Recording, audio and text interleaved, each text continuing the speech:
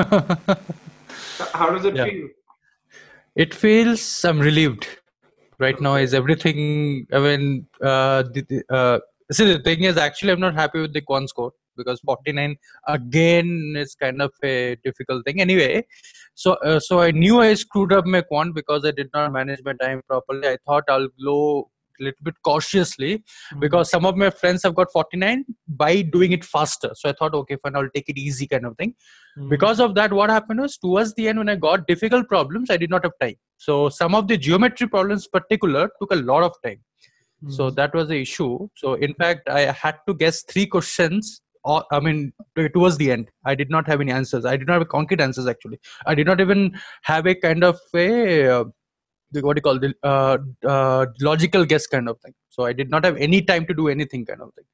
So because of that, I guess it dropped. Otherwise, I was expecting at least 50. So It's that was interesting when we take correlation and make it causality, how it can just blow up in our face.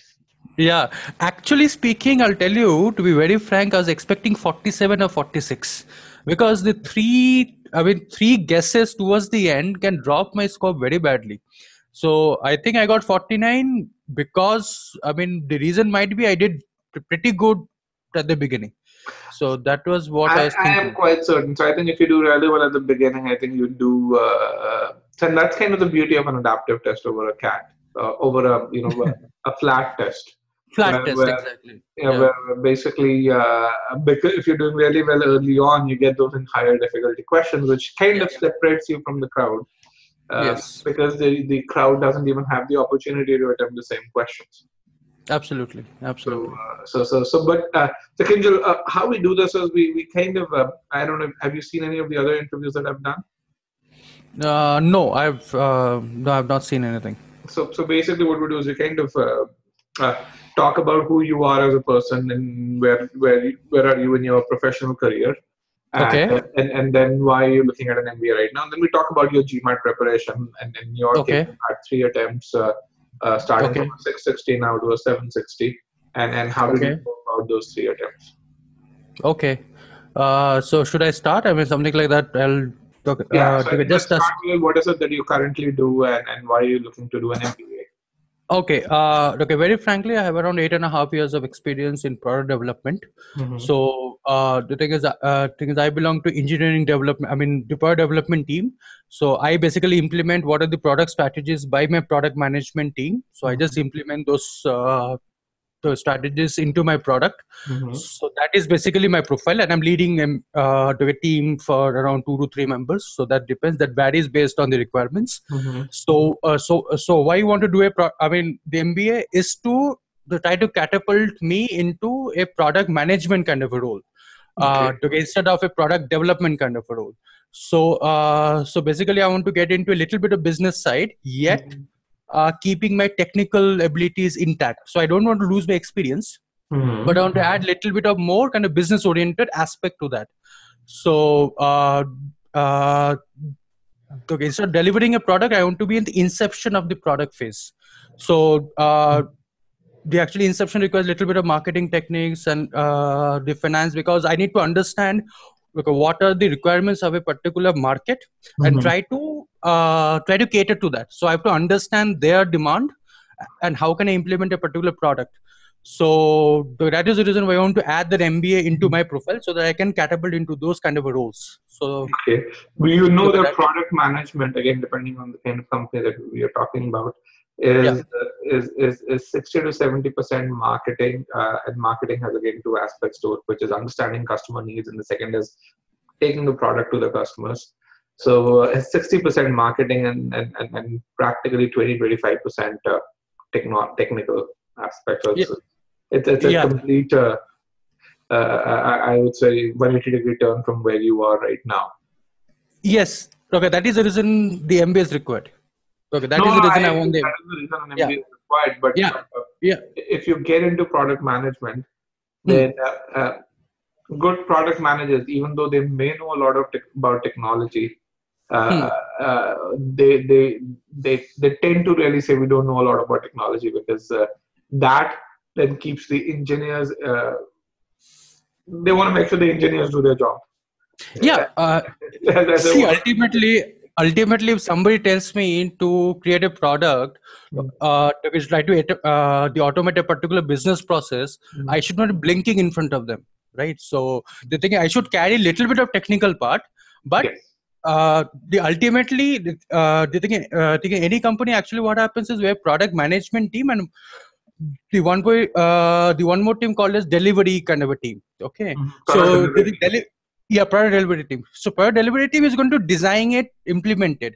But thing is, what is the actual requirement of a particular product? I should understand it. Yeah. Now designing, I'm not going to do it. Architecture, I'm not going to do it. I'm going to leave it to them. But the thing is, ultimately, this is the vision kind of a thing. So developing the vision, and if at all, suppose I'm trying to invest a particular resource in a product development, it might happen after 2 years when I develop a particular product. It might be they might not have a market at all. So to understand if at all at what point I can still sell that product and still make the profit kind of a thing. So I have to understand the viability of the product as well. Look, it might happen instead of particular developing a product, I can just acquire a company where they already have the expertise and also the customers. So I get the two assets. So I have to decide those things. So all the decision requires MBA. Oh, it So does. It does. I mean, I yeah, wouldn't say it definitely. requires an MBA. It Yeah, requires, so an MBA gives you the groundwork based on groundwork built exactly. upon this. I mean, I haven't seen an MBA that does segmentation super well. I actually learned a lot more during my 5 years at Honeywell when I was actually I was managing 3 or 4 products. Yeah. Okay. Uh, Okay. Great. so so, but let's come to it. So you are at a natural point of transition where you want to do your Yeah. MBA, and Yes. so you've taken the CAT as well in the past. So when Yes. was this that you started thinking about an MBA? See, the thing is, it all started in 2009. Actually, it's all that 2009, where my focus was not product management per se, but since I was associated with one of the biggest stock exchange company, I was thinking whether I can take it in a financial or kind of a wealth management kind of area. Mm-hmm. So that was kind of a the role where I was thinking about it. But the thing is, then since it changed over the years, Mm-hmm. so I thought, okay, fine. Since I've gained so much of experience, I don't want to let it go. So I Mm-hmm. just wanted to continue product management currently. Mm-hmm. So the thing is, 2009 it all started. So I started writing CAT and other exams, at FMS, everything. So Mm-hmm. I had some converse in between, but okay, with with the experience, what happened was some of the converse did not make sense. So, Mm-hmm. for example, in 2013, I am Shillong did not make sense. The thing was You substantial. It already was had a lot of experience, and then going to yes, an yes, where yes. With having 7 years, 7 to 8 years, it doesn't make sense. I am Shillong at all. So yeah. I thought, okay, fine. I'll just let it go, and maybe I'll try something different where the thing it will add more value, and even the peer group there will be some kind of a the relative kind of experience where I can learn from each other. So because Yeah. of that, I had to I had to let go of the I am Shillong the opportunity. And I So think it's the right decision given where you are in your career. So yes, you should go in for an MBA where your peer group has at least 5 to 6 years of experience and you five have to six years of experience. Exactly. 1 year Because of experience.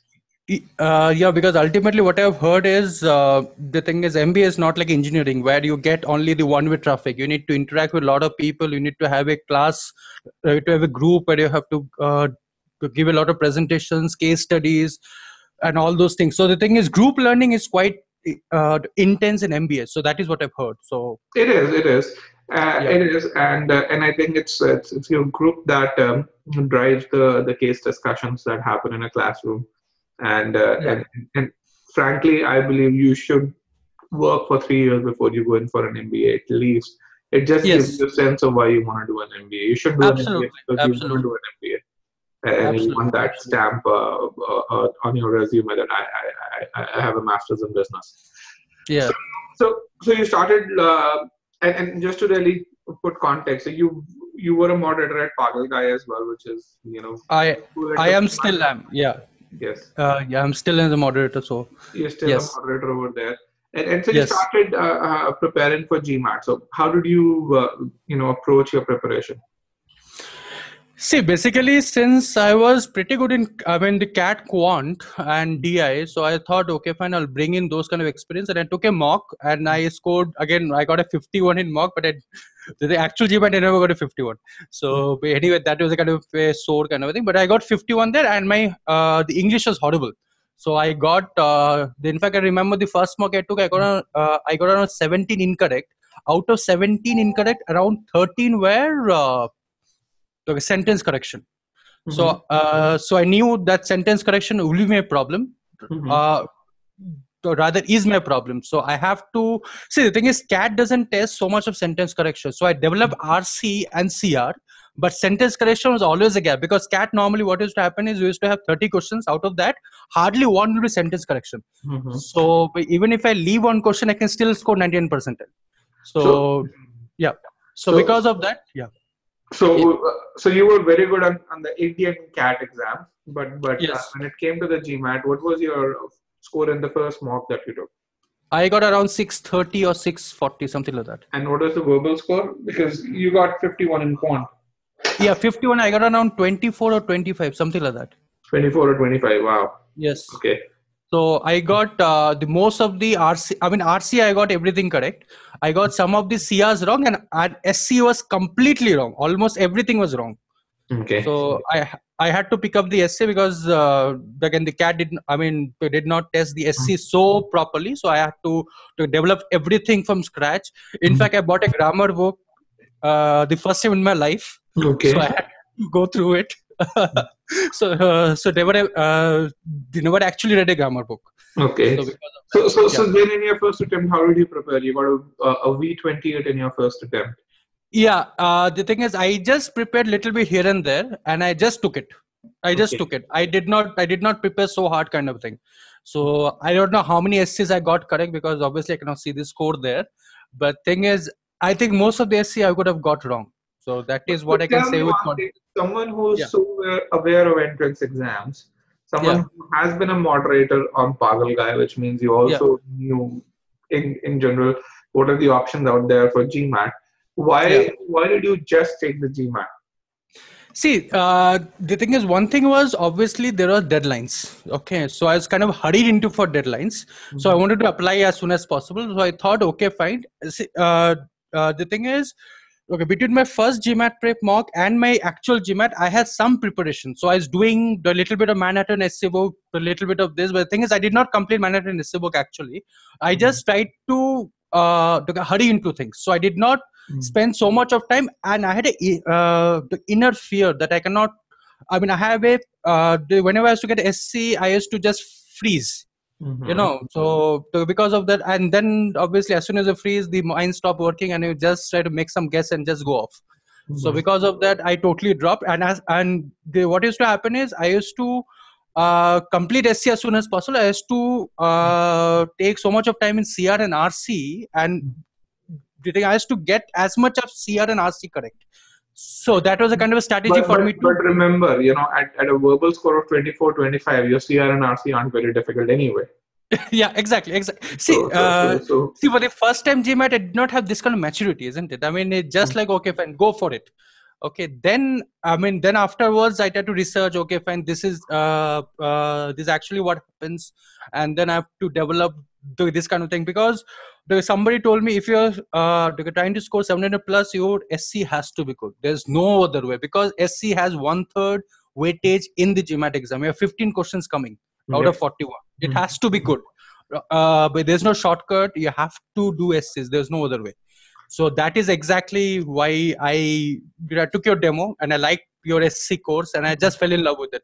And very frankly, e-GMAT took the fear of SC out of me. Very frankly. How did that happen? See, the thing is, the first topic was modifier. First topic was modifier. I went through it. I understood the modifier properly.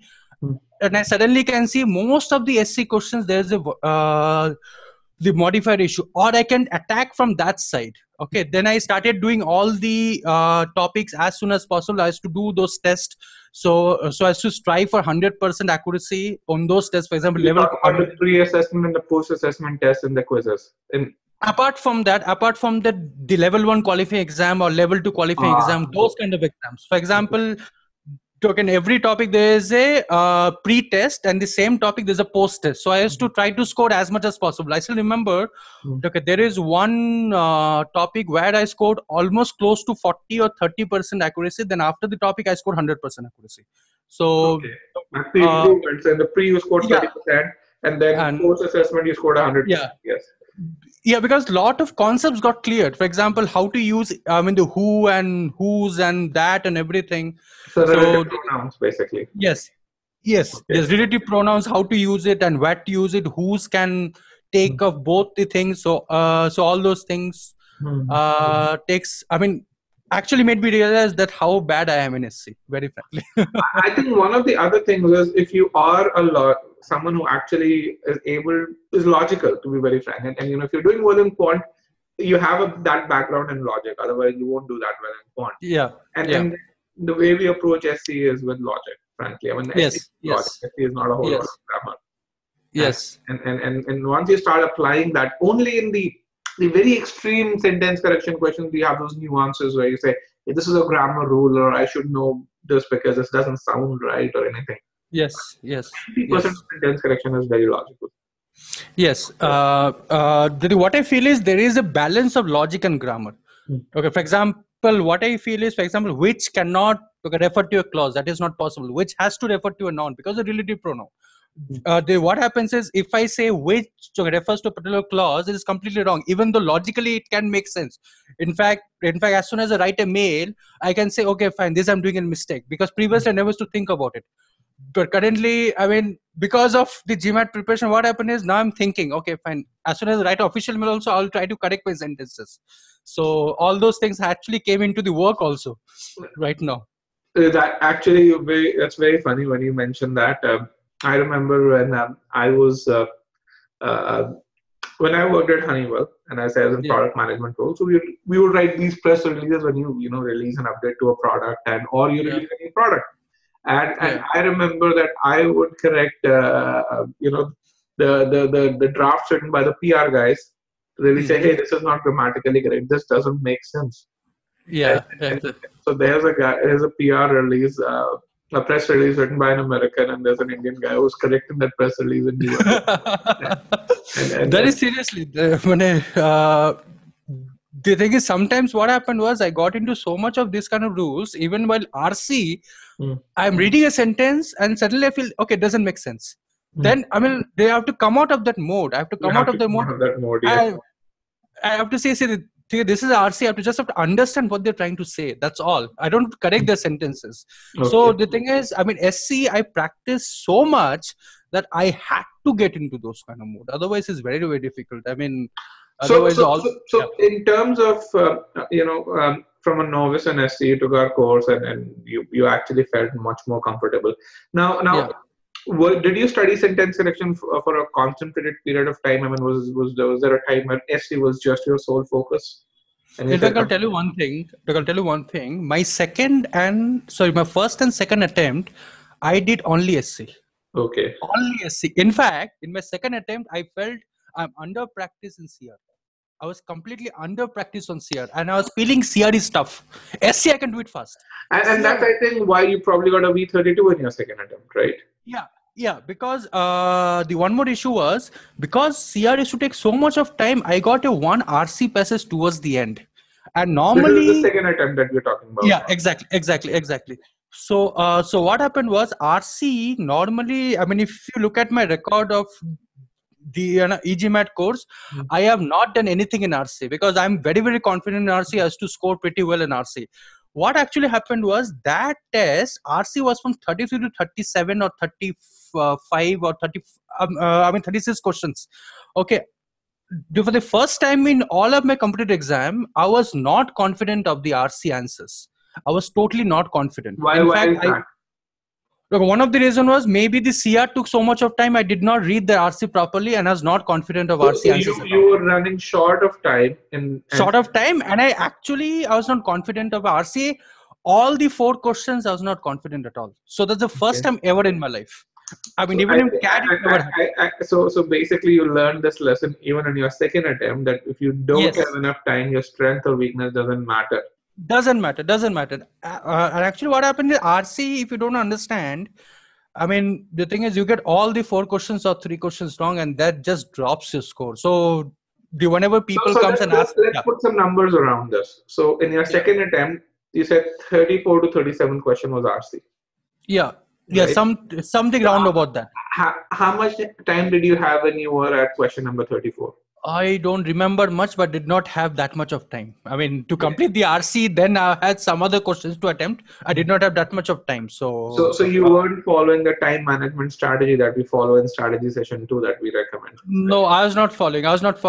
See, the thing is, my strategy was in the second attempt is as much as possible. But take time and try to get as much as possible correct, and to later start guessing. So that was a kind of a Okay. strategy for me. So there was no And upper limit to that. there's no upper limit. There's no upper That is a limit very this bad. time. Yeah. The thing is, that was the kind of thing because I was thinking that I can do very well in SC. Okay, CR I can still manage. RC is my strength anyway, so I can just sail to the exam. So So what?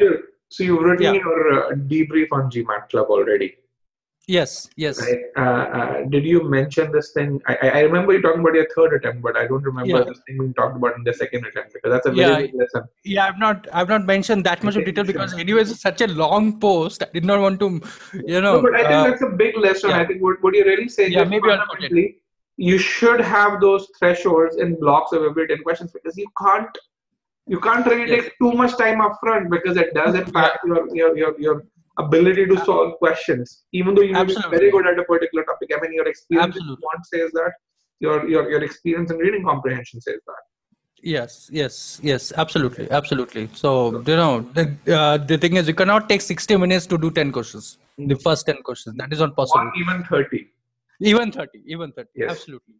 So, So, in fact, in my opinion, even 25, 20 is probably, I mean, if you can't get the first 10 in 20 minutes, you probably won't get them. won't get it exactly.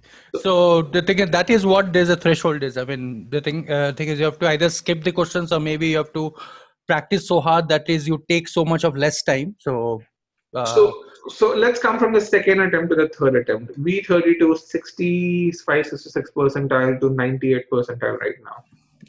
yeah. How does one make that jump? I just did a lot of GMAT prep questions. GMAT prep SC questions completely. But in fact, I have error logs, which the questions which I have stumbled on. I mean, stumbled in the sense I could not solve it. And I have to maintain an error log every 2 weeks. I have to revise this. Mhm. The thing it is, When you said you just did GMAT prep questions, yeah. was there a particular manner in which you approached them? See, thing is, I mean, SC was kind of as confident. So I just wanted. See, the thing is, what happens in GMAT prep? There's a specific way they test you. I mean, there's a very specific way. I mean, for example, the most difficult questions will be the lot of comparison questions, a lot of the modifier questions, and some of the questions you'll feel that some of the option will just keep your subject hanging. There is no verb. There's nothing. So the thing, once you get into those kind of mode, you just realize it just appears. I mean, you cannot hide it anymore. Mhm. So the thing, I just practice a lot of GMAT prep SC questions. In fact, my error log lastly it contained 85 questions. 85 toughest question which I actually got wrong at some point of time. I used to practice those again and again and again. I used to make my own notes and see, okay, fine, this is where I should practice. Okay, for Mhm. example, there is an idiom called as not so much that X as that Y. So I just remembered that idiom. Okay, fine. The thing is, this is acceptable kind of idiom. I have to use it if it out comes. So okay, Okay. that is how I just make those exceptions. So So there are the thing those is, brute force methods that you employ. yeah, the thing, at the end there's a brute force. Okay, Yes. so something like my ear for SC was never correct, so I had to apply rules. As soon as I see verbing modifier, I have to apply all the rules. As soon as I say verbed modifier, what does it can modify? What is So it? is yeah, what does it modify? I mean, the thing is, the ultimate way to solve a sentence correction is to find what are the words are doing what kind of function. To find everything will take a lot of time. So the thing is, I used to see the thing is uh, I think first of all, what is the meaning of it? Does the modifier suppose that meaning or not? If at all the modifier is not supporting the meaning, some other problem is there. I have to find out the problem. So Kinjal, so this was essay. I think you focus a lot on sentence correction, but you also said in your second attempt you Yeah. actually felt as if critical reasoning was more challenging. Yes. Yes. Right? Did you do anything about it? Again, GMAT prep CR questions. CR Okay. questions from every sources. I mean, but not only GMAT prep, other sources also has to do it. Whatever Okay. sources I could get my hands on, I was to solve it. In fact, towards the end, what I used to do is I used to go to GMAT club, and whoever posed the questions at first or fresh kind of question, I used to solve it. Okay, I used to solve it, and I used to give me a complete reply. So the thing towards the end, what used to happen is people used to understand and they used to thank me and kind of thing. So the thing is, I actually became a mentor kind of thing. So I used to solve that. I used to when I used to follow all the instructors. So I used to get all kind of inputs, and I used to incorporate those kind of inputs into my learning. And not only learning, I used to explain to others. So with that way, what used to happen is it used to come into my mind, so that I can apply it whenever it comes. So that is what I did. So did you actually get a chance to look at our e-scholar platform that we released? The CR questions No, there? no, I have not checked it out. I have not checked it out. Okay, so I think we need to do a better job communicating. So we have this new platform which Okay. has 200 brand new sentence correction questions, full length questions with super detailed solutions, 200 Okay. CR questions with super detailed solutions, Okay. and another 200, actually 230 reading comprehension questions. Okay, that's pretty good. That's pretty good. I remember one thing. The thing I used to get mailers from e-GMAT that okay, there's some quizzes for 10 questions for CR. There's the evaluation purpose, I guess. So I used to solve. That was the Yeah, prelim part of it, yes. yeah, prelim part of it. So I used to solve everything, and when I solved around till quiz 13. So quiz Okay. 11, 12, 13, I got 100% accuracy. Okay, So that's I was good. kind of okay, doing it kind of thing. So initially started around 40, 50 kind of thing. Then see, the thing is, one by one question is very easy to do it. When you do in a group of 10 or 15, that is where the challenge lies, and within that time period. So Why is that challenging? Tell me. So why is 10 to 15 more challenging than 1? see, 10 to 15, what happens is after 5 or 6, you start to get fatigued. Okay, I cannot understand this question. I mean, exactly what happened was in actual GMAT, 40th question was a CR. I did not understand anything. I just read through it. I did not understand anything. I just the thing I have to guess one question. I mean, I have to guess one option. I just guess one of the closest option, whatever it had the words and everything. I prayed that I'll get it correct. So that is how I did it. Okay. So the thing is, after some time, you will get fatigue. You have to manage that fatigue. I mean, How did you manage that? see, the thing is, because of practice, I can do it faster. So I train my brain so that see, they basically CR has some patterns. For example, okay, if we talk about causality, for example, A causes B. As soon as I see A causes B, forget about everything else. The assumption should be B doesn't cause A. As soon as I find this, so the thing is, I have those patterns in. I mean, already I remember those patterns. So I'll be using those patterns as much as possible. I'll try to search for those options as soon as possible. So the thing is, in fact, So in a way, you were kind of doing a different way of pre-thinking because you knew what you were looking for. yes, exactly. See, the thing is, after so much of practice, you know what GMAT will kind of test you. Okay, so I kind of knew. Okay, fine.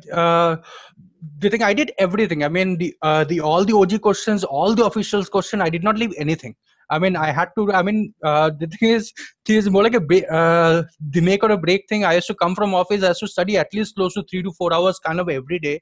So I used to complete as much as possible. Still, RC was my strength. So this time I did not let go of RC. Also, I used to practice RC also. So the once or twice in a week, I'll be taking 5 set passages together. I mean, complete, let's say 30 questions together. I used to practice it. So then after that, I'll to check my answers and how I'm doing it, kind of thing. So that is what I has to do. So what is the major change I did was kind of thing. I used to take a drill session instead of one by one kind of a question. So that to increase the stamina as well as I could manage my fatigue better. So that is what I did. Okay. So now tell me one thing. I think this is very helpful. So in your case, you took 3 attempts, right? Yes. And Yes. this interview, folks who prepare for the GMAT would also see this interview. We're Yeah. recording this. So need does one need to go through 3 attempts No. to No. score P44? No. No. No. No. In So, fact, I should have done it in a single attempt. I should have done it in a so single attempt. what The is thing the is, key to doing this in a single attempt, other see, than killing yourself and doing GMAT all the time? see, the thing is a little bit smart. I mean, you have to understand what is my the weak area, and I have to strengthen that as much as possible. I have to fortify that area as much as possible. So the thing is, you have to have right approaches. You have to understand what GMAT will be testing you. The thing is, if at all you can know the tactics of uh, to a particular enemy, you can definitely defeat that enemy. So in that case, what happens? You have to understand what are the basic things they'll test you. They will not test you too many things. In fact, at the end of the day, this is a standardized test. It has to be, this course has to be consistent across 5 years. They cannot test something else 5 years back, and they cannot test something else right now. They'll be testing a similar thing. So I have to understand that and prepare like that. So the as much as possible, I mean, GMAT prep. GMAT prep questions will give you the pattern. What are the majority they are testing, and what are difficult questions will be testing you. So as much as possible, you can develop the pattern. Whether CR, I develop the pattern. Okay, fine. This happens. This happens. I have to do this. Okay. As much. I mean, as soon as I read a particular stimulus, the thing I'll come to know. Okay, fine. This is kind of pre-thinking. They think a difficult question. What will happen is pre-thinking will not match the options. Which is So true. there will be, yeah. Yeah, exactly. Then it becomes a little bit challenging. They have to find. I have to use the different the techniques. For example, assumption. Okay, I have to the kind of streamline to around 2 options. Then use negation and come out of your option. Which is basically Or, what we talk yeah, about, right?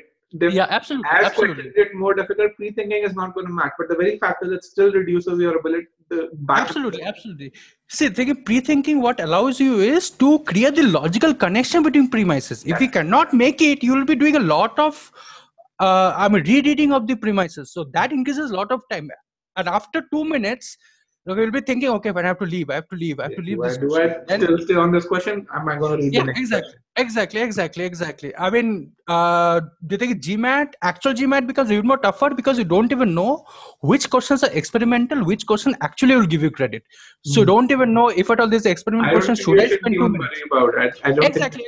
Exactly. So that fear of leaving becomes even more stronger. 2 minutes, okay, I'm not got anything out of it. Should I leave?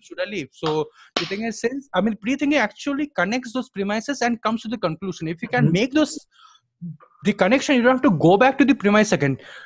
uh, in fact, what I used to do is, the thing is, in the CR premise, I used to the thing, if I'm not able to understand anything, I'll just read the question stem again, read twice, completely whole logical structure, try to make the logical connection as much as possible, then go for options. If I go for options, what will happen is it will going to create a little bit more doubt in my logical the So what connection. you're really So saying is, don't jump to the options. don't jump to the options Be at all. comfortable with the logic of the Yes, argument before jumping absolutely, to the options. absolutely. The thing is, more often than not, weaken is the easiest question, strengthen is the next level, evaluate, and the other, for example, boldface is the highest levels. So I evaluate the think variance test. it just depends on what you're comfortable with. I can really say, Absolutely. if you're a destructive mind, we can come very easy because you can really say, no, I don't believe the author because of this. On the other hand, you really say, if you are often someone who loves to analyze arguments, boldface should come much more naturally to you.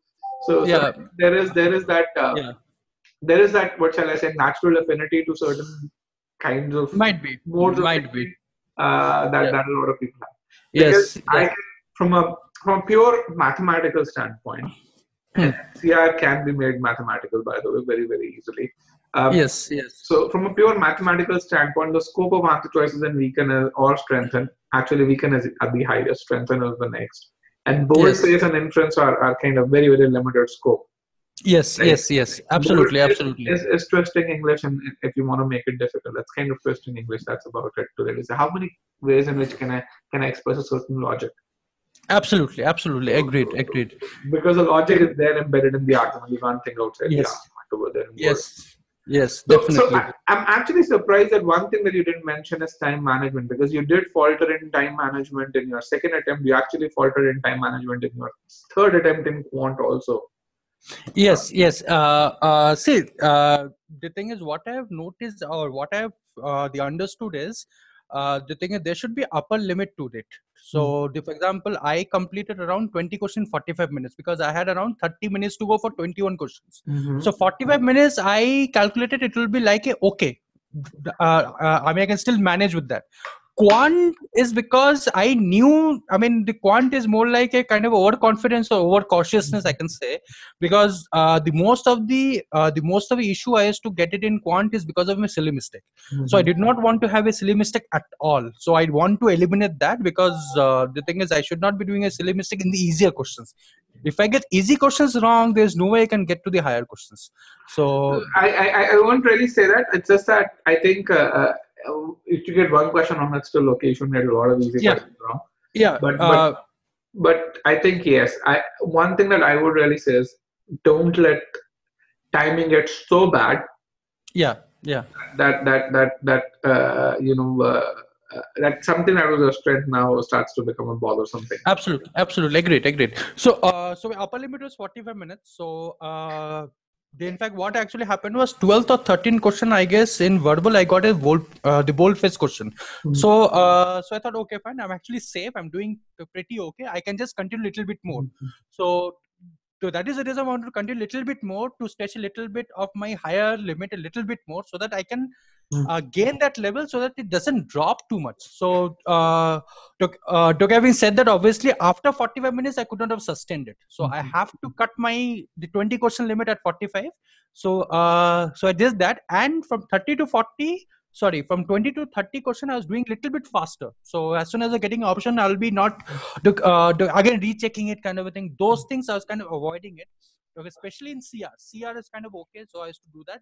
But sentence correction, after I'm getting an answer, I'll be trying to again put it back and try to see if at all everything fits well. So that is what I was doing. So I think one of the things that does there is what you really do is you actually probably overshot your target score in the first 20, and then you kind of probably your in the last 21 your score slightly went down, but because you were Yeah, doing so well in the first 20, you actually still did super well overall. I I think, guess so. I guess so. and the very fact that you did GMAT prep so rigorously, the very fact that you kind of understood the way GMAT tests various concepts Yeah. allow you to do really well in the first 20. Otherwise, I don't think you would have. I mean, I've seen people spend a lot of time in the first 20. They don't do well despite spending that time because they don't know what's being tested and how to Yes. approach questions. Yes. In fact, actually, what happened? The actual GMAT, just before the actual GMAT, around 4 or 5 days, I took only GMAT prep mocks. So scoring on 770, 780, even 770. So it's kind of okay. At least I'll be able to, look, if not 770, if not 750, at least 730, 740 should be the range.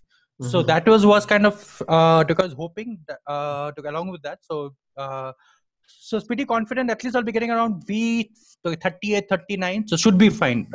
Actually, I was happy with 720, 730. 720, 730 was my target score as much as possible. 760. See, the thing is, you cannot plan for 760. It just happens. So that is how it is. So I think one thing that I can tell you, Kinjal, is that um, you probably were very, very close to a Q50 on quant because a typical score Q50 V44 is 760. There are very few Q49s V44s that are 760. The most Okay. Okay. 750. And I Okay. think Yeah. and so I think that way, yes, you don't have a Q50 to show on your own score sheet, Yes. but I think Yes. internally because GMAT has a standard deviation in there, even when they give you a score, you probably Yeah. were towards the higher end, closer to Q50 than you think. Okay. That's pretty So good. so yeah. Well, any questions for me, Kinjal? Thank you so much for sharing your experience. Okay, So, that's it. That's it from me. I don't have any questions for you. okay. Which schools are you aiming at? See, since I want to do product management, I want to aim for all the technology schools. So Tepper and then Haas, I mean UCLA, that is towards the San Francisco, that is my target area. So applying for those, and I'm trying to see if at all any other schools have a little bit of technology management where I can to try to use it. as much as possible. Why would you not go for MIT then? MIT, see, MIT is my dream anyway. Sloan is my dream, so I'll be applying. See, the thing is, see, Indian pool of the applicants are very, very competitive. Apart from the GMAT, strong GMAT, and apart from the experience, they do a lot of other things. So the thing is, I'm also trying to develop my profile, but I don't know if at all I'm. See, MIT Sloan cannot be sure shot kind of a thing. It can be a the out of range little bit is might be Was possible. 760 a sure shot on GMAT for you?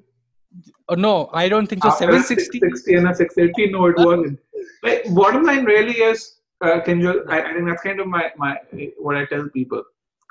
First of all, your profile is not the fact that you are an Indian. Yes, you are an Indian. You are in a pool which is more competitive than Very what it competitive. used to Yes. be, right? Yes. But at the same time, your profile isn't okay. I'm an engineer. Your profile is basically what is it that you did during your 8.5, 9 years when you were an engineer. Yes. Um, Someone can be just a coder, but if he or she has implemented projects and has implemented projects in such a way that has improved the productivity of a team by a certain percentage by providing new insights, I Yeah. think then that's a very different profile than someone who's been in a support role. Absolutely. Absolutely. Even Agree. though you may See, have the same undergrad degree, even though you may know yeah. the same coding language, even though you Yeah. may work for the same company. Absolutely, absolutely. Agreed. See, the thing of philosophy in life, the philosophy says that the thing if you're aiming a little bit higher, I kind of broadcast it when everything is done. So, that is one of the reasons why I did not tell anybody that I'm taking my GMAT. If it happens, it happens. So the thing is, if if this slow happens, I'll be the first one to broadcast to everybody. The thing is, I still have to get there. So I'll be applying for Yeah, sure. all I'm So saying is just yeah, aim for it. yeah, Right? definitely. See, the thing is, Sloan is one of the dream school ever to get in. So the thing I'm preparing for that. I'm preparing my essays. I'm researching on that. So obviously, if it happens, it's great. If it doesn't happen, obviously, it doesn't happen. So the The thing other is, piece that I would really say is, if you're interested in product management, frankly, yeah, and coming back to what I mentioned earlier on, product management, a lot of that is marketing, and there are absolutely two agree. kinds of marketing, which is understanding customer needs. That's I Yes, think the biggest side of marketing. And a yes, lot of schools don't do that very well. And the second part is fundamentally, once you have the product developed, making sure that the thing is launched, right? yes, Uh, agreed. and so one school which is really good in understanding customer needs and that on that side is Kellogg. Kellogg, yeah. When I was thinking about it, but the problem is I have just 1 month, so I have a lot of Yes, things to do in 1 month. So, yeah, I agree. I'm just telling you yeah, schools which are good yeah, at this. yeah. Even Tuck is very, very good. It's a very small school. It's Which one? Which one? Which one? Tuck School of Uh, Management. So, Tuck I'm applying. Tuck I'm applying. yeah, so it's a really, really good school when it comes Yeah. to that. Tuck, actually, I'm very, very impressed. I'm very, very impressed. In fact, I'm in touch with the two Tuck pass outs in India. So I'm so regularly talk to him. I try to understand the school philosophy and everything. I'm trying to know as much as possible, and then I'll be applying for sure. I mean, So if you can take the chill, it's in a very cold area. The winters there are I very, know, I very know. harsh. It So is. It is very, very harsh. Yeah. Yeah. The thing, both of them has told me that will be very, very harsh. You'll be, winter months, you'll be half of it. There will be cleaning snows out of, the garage or something like that. So all those things. See, as long as I can, because satisfy my intellectuality, I should be fine with any school. I know, On and that that India is a also. great place to be Yeah. in. So I think if I look at your choice of schools, you have, I'd say, either you be in the valley, and, Yeah. and in and around San Francisco. So go to Haas, go to UCLA. Yeah. Even you should apply to San Diego. I know it's a low ranked school, Yeah. but San Diego has a great technology hub there. One of Okay. the things Great. a lot of people don't think about when they're applying for business school is they look at ranking. They don't look at employment and the kind of opportunities. And in the US, Yes. they are very geographically centered. Absolutely. Absolutely. And Agreed. San Francisco and the entire Bay Area, and now Yeah. San Diego is of course outside the Bay Area, but it's still Yeah. linked to it, right? Okay. So so uh, so that entire belt has such a wonderful set of employment opportunities that you probably won't get anywhere. That's kind of Oh, one. okay. Then the Great. second belt that comes to is basically your East Coast, where you East have Coast, MIT, where you have Yale, where MIT. you have, Yeah. well, Stern if you're more interested in finance, right? Hmm. Howard is there, of course, Yeah. right? And East Coast, that is an entire hub of creativity. Again, the two places where lots and lots of creativity happens, lots and lots of Yes. technology companies Yes. are there. Yes. Yes. So, and Yes. then you can go towards the greater Chicago area, Yeah. basically, where again is a third hub of stuff, and then comes Texas, where I think some really good companies are there.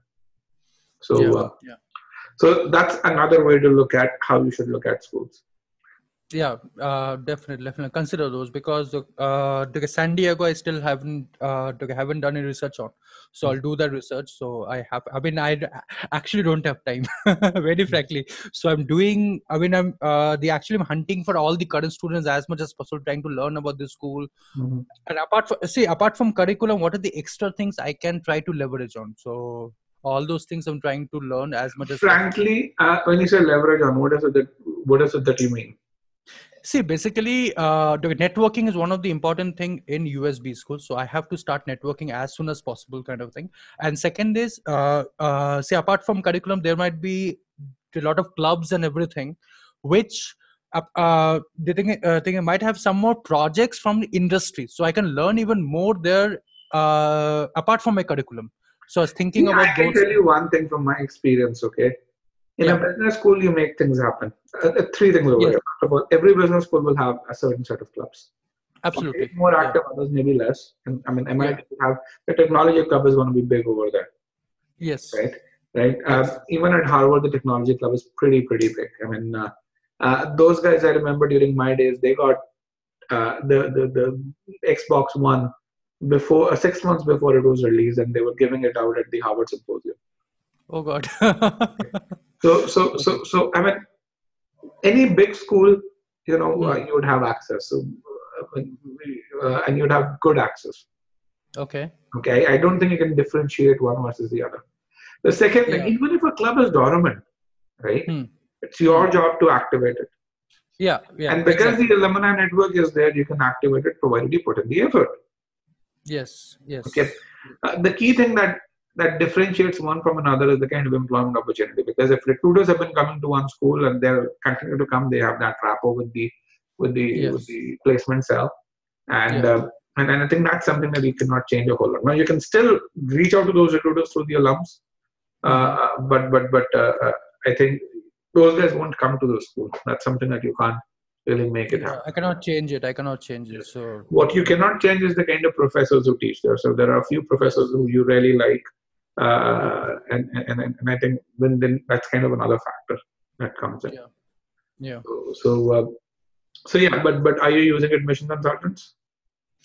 Actually, no, till now. So I've not used any of them. So I am still doing it, but I guess because of lack of time, I have to have little bit of help outside. We should. So yeah, because I don't have time. Exactly 1 month from now, most of the B schools left the round two closures. So I don't have any time actually. So I have to, the apart from the essays, the major part is to get the recommendation. Okay, Mhm. recommendation. I mean, see, the thing, if you see recommendation essays, it is quite long, and you cannot ask a single person to write recommendation for so many B schools. Even for It's the two, it's it's the same LOR, right? You're not required to get a yeah, specific LOR for a Harvard. they have a different prompt. The most of the essays in the recommendations are different prompts, so they have to a little bit customize it. So the thing is, still they have to write it differently. So, and the thing is more like a torture for the recommender to write a recommendation for them. Are there so many different prompts? I mean, It is. I mean, see, the thing I've seen two B schools or three B schools. It is still little. I mean, there is slightly different prompts. I mean, strengths and abilities, the kind of the learning and the other things. So the thing more or less say the same thing, but the thing is still a little bit of different prompt. So what happens is the thing as soon as you have a recommender for at least for three B schools, it is a challenge for them also to submit. So again, all those things, I mean, I have to ask people and everything, so that takes a little bit more time. So I'm actually running out of But yeah. are they now required? So again, I think things have Yeah. slightly changed from my time. In my time, we used to have a certain set of letter of recommendations, and we would really create those sealed envelopes, and the recommender would send those envelopes. No, And currently, Rao, everything is online. So they'll be submitting online straight away. So okay, that is what even it is. no, in my case, the applications are Yeah. all online, but the LORs were still being posted. And No, it is completely online. That is what I've seen. so even So, that actually even works out better for you in that case because they don't even have to post it. They don't have to go through the hassle of posting it.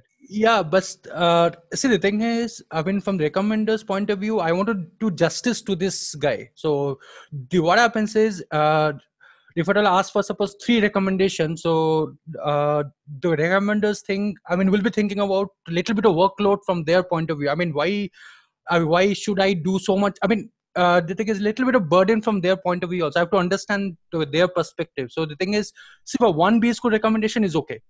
2 little bit, I mean, little bit stretching. 3, yes, there's a problem. So so all those things comes into picture. So that is the reason why I cannot have too many B school applications and still use the same recommenders, because I have the same boss. I don't have multiple bosses, isn't it? I have to go to the same boss again for my recommendation. So Or you can create a master LOR and really say, okay, if you have this is, I mean, one of the yeah, things that is there is if your boss hasn't written an LOR before, even if he has, yeah, I hope you're planning to sit down with your boss and really say, hey, this is what I've achieved. These are some of the skills that I think that I have. yeah, yeah, Okay. yeah, Tell him what is it that you want to do. Just yeah. don't tell him I need your job, but Yeah. See, basically, still, I mean, the thing is, even if he knows that, okay, I want to do this, I mean, see, the thing is, after sending so many bulleted mails, suddenly LOR submission, as soon as you see 300 words max, you feel, okay, fine, I have to fill up the space. So, those kind of things comes as challenge. In fact, when I wrote the first application, the first application essay actually was a bulleted point for me. So then I wrote a essay kind of thing. After 8.5 years, I cannot write anything. I mean, I cannot write an essay without a bullet point. It doesn't make sense to me, because all my mails are bulleted points. I get a reply in bulleted points. Everything is a bulleted point. So I got into that, crisp kind of a wording. So as soon as you go to the essay, I mean, I have to spread it out. I have to understand a little bit more. I have to explain it. For instance, for example, this happened, that happened. So that becomes a little bit of challenge. So the thing is, for my essays, I can stay up all night. I can complete it.